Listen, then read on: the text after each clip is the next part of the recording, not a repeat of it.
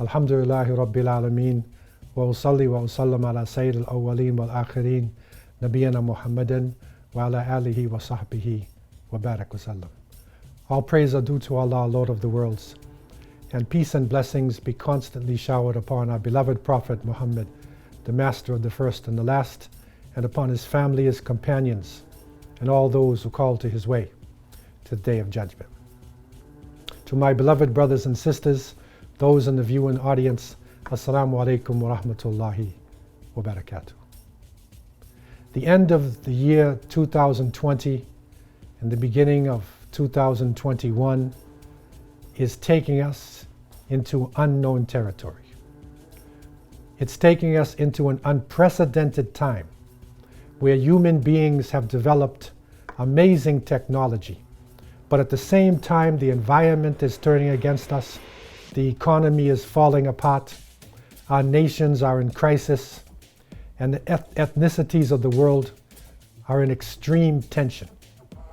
And so it's critical for us to have clear discussion, straightforward information, ways to come from darkness into light, to go from survival as Muslims and human beings to reviving something else.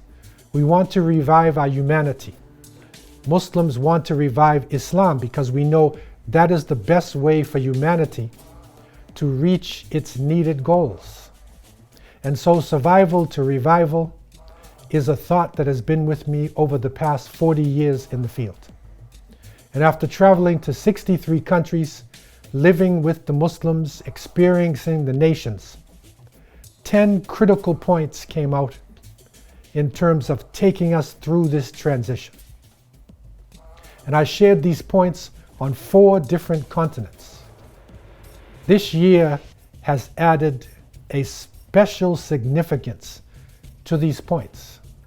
We need to have something as a basis for our change. We are crying for change. And Allah subhanahu wa ta'ala has told us in Surah Al-Ra'd, Inna Allah la yughayyiru ma biqawmin hatta yughayyiru ma bi anfusihim. Allah will not change the condition of a people till they change that which is in themselves. And so the internal change, something which is driving our bodies, driving our vehicles, our societies, a type of fuel coming from the inside. 10 critical areas. Point number 1, ziyadatut taqwa. And that is that we increase the consciousness of Allah. Because the bottom line behind everything that we do is our relationship with the Creator of the heavens and the earth. It is that consciousness that informs us through hoping in Allah subhanahu wa ta'ala, yet fearing the consequences of doing wrong. It is a shield. It is a wiqaya that can protect us spiritually and in all aspects of our life. And so we need to focus on this. We need to develop a beautiful relationship with the Creator of the heavens and the earth in everything that we do, in every place that we go. Point number 2, a return to authentic sources. After being in Muslim communities throughout the world, and this especially is important for Western society, although we have become a global village. One of the greatest problems behind our challenges is Islam versus culture. That Muslims, for the most part, take their Islam from their culture. Oh, that's what my father used to do. That's what the people in my village used to do. That's what people in our continent do. People who speak our language. The culture is something that develops over time in a particular environment, but it is not the principles of Islam. The principles of Islamic lifestyle has come to us through the Quran and through the Sunnah of the Prophet Muhammad ﷺ. This stands the test of time. And so returning to those principles with authenticity means that we need to learn classical Arabic language, and we need to learn how to go to the usul, how to go back to the foundations of our faith, of our beliefs, of our practical applications. Point number 3, and that is a focus on Islamic character. For centuries, we have focused on ibadat. And ibadat, or your rituals, how you pray, how you fast, how you make wudu. This is central and critical to the foundation of our Islamic lifestyle. But it is not an end unto itself. There is a reason why you pray. There is a reason why you fast.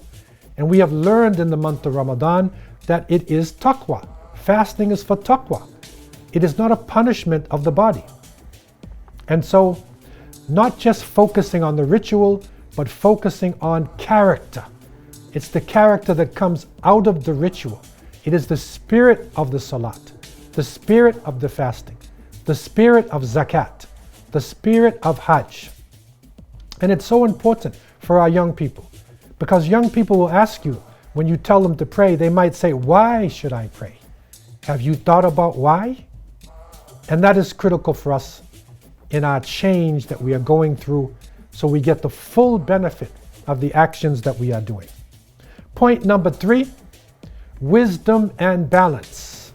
Extremism is destroying our communities, and we need more of what the ulama would call fiqh al-waqi', and that is the understanding of reality on the ground, how to develop a balanced way to approach fiqh, our understanding of Islamic lifestyle in its application. And so, balance, wisdom, not going to one extreme or the other extreme. Or point number 5, that is healthy, empowered families. And this issue has taken on great significance in the year 2020. Because for a long time we recognized that a healthy, empowered family is the building block of Islamic society. You can have the greatest aqeedah in the world, but if your family is broken up, you're going nowhere. You can have the strongest dhikrullah, but if you're separated from your wife, if your children are going astray, then you miss the point. And so, healthy, empowered families. In this year of 2020, we understand this more than anything else. Vaccine is not necessarily the answer. Vaccine is part of our Islamic cure for viruses and disease, but it is proactive medicine. It is the healthy family. The Prophet ﷺ told us about the black seed, that it will cure everything except death. That's your immune system. He told us about honey. Our scientists have shown us the need for sunlight, vitamin D, vitamin C, living a healthy lifestyle, drinking fresh water, exercising, eating fresh food. And so, develop young people who have healthy habits. Empower the children. Empower the women. And it is crucial that the women of Islam are empowered through education. They are empowered through involvement in all levels within Islamic society. Point number 6, Shura, mutual consultation. And this is something which should constantly go throughout everything that we do. Shura in our families, Shura in our communities, speaking to each other. The imam, the leader, speaking to the community. The presidents, the prime ministers, speaking to the masses. The father and the mother, speaking to each other. Parents, communicating constantly with children. Shura is a crucial concept and needs to be defined and understood. Point number 7, cooperation and unity. This is a critical point, because as a mass, we are like ghutha as-sail, we are like the sticks and the twigs on the water. But if we unify ourselves, then we make up over 25%, 26% of the Earth's population. Of the young people in the world today, we make up the majority. And so it is critical for us to unite and to cooperate. But that needs to have a basis. And that is where returning to authentic sources, understanding our lifestyle, being balanced, comes in. At least we could have operational unity. What is operational unity? That is when we understand our strengths and our weaknesses. And if we see a strength in one individual, we cherish that strength. We go behind that strength. If we see a weakness, then we cover the back of our brother and our sisters. If we look at the companions of the Prophet ﷺ, they were not necessarily people of huge physical structure. They did not have great wealth. They did not have a major, massive military presence. But Allah subhanahu wa ta'ala gave them authority on the earth because they came together as one solid saf, one solid line. And it is reported that Khalid ibn al-Walid, radiallahu anh, the sword of Allah, that he accepted Islam very late. And Khalid was not an expert in reading the Quran. And when the Sahaba were together and it was time to make their prayers and they saw Khalid, they probably looked for somebody else because he knew the short surahs. Maybe they looked for Abdullah ibn Mas'ud radiallahu anh. And Abdullah, a thin Yemeni man, master of the Quran, would come forward, and Khalid, the tall, 6 feet warrior, the great sword of Allah, would stand behind Abdullah ibn Mas'ud. Abdullah would be his leader at that point in time. But when the enemies of Allah came on the scene, then people would turn and say, "Where's Khalid? Put Khalid in the front, because then his strength shines." So we need to be able to look at each other like this. There are some of us who are excellent in dhikrullah. They are into the essence of the heart. They are focusing on the higher qualities of character. There are others who are excellent students. There are some who are warriors. There are scholars who specialize in Aqidah. They are specialized in our beliefs and our understanding of faith. We need to come together as one line, taking out the best of the qualities of our brothers and our sisters. Operational unity. Cooperation and unity is followed by point number 8, which is an emphasis on the youth. Young people, Muslims in many parts of our planet, are blessed with young people. In some parts of the Muslim world, young people, those who are under 25 years old, make up over 50% of our population. And even in European countries, young Muslims are being born in the hospitals. In places like France, places like Belgium and Holland, young Muslims are making up a majority in some of the major cities. And so emphasizing programs for the youth, involvement for the youth, empowerment for the youth, and not just youth programs on the side, but in the way of Prophet Muhammad ﷺ, involving them directly in the leadership, directly in the education, directly in the movement of society, so that they naturally and seamlessly take over the leadership. This is critical to emphasize the youth. Point number 9 is the empowerment of new Muslims. And this point has again taken on great significance in the times that we are living in. Throughout Islamic history, it was like a relay race. And the Arabs and the people of Hijaz going into the African continent of Al-Habasha and then moving to Medina and moving out, they had the baton first and they gave it over. And the people of the Persian nations, of Syria, of other parts of Africa, the Amazigh, the Berber people, and now Islam spreading out to different parts of Africa, different parts of Asia, different parts of the northern parts of Russia, down in the Swahili coast. And so it continued to spread out, and it was that new blood that gave life to the Ummah when it was falling down. The great Salahuddin al-Ayyubi rahimahullah was a Kurdish man. The great Sultan Muhammad al-Fatih rahimahullah, who opened up Istanbul, was a Turkish man.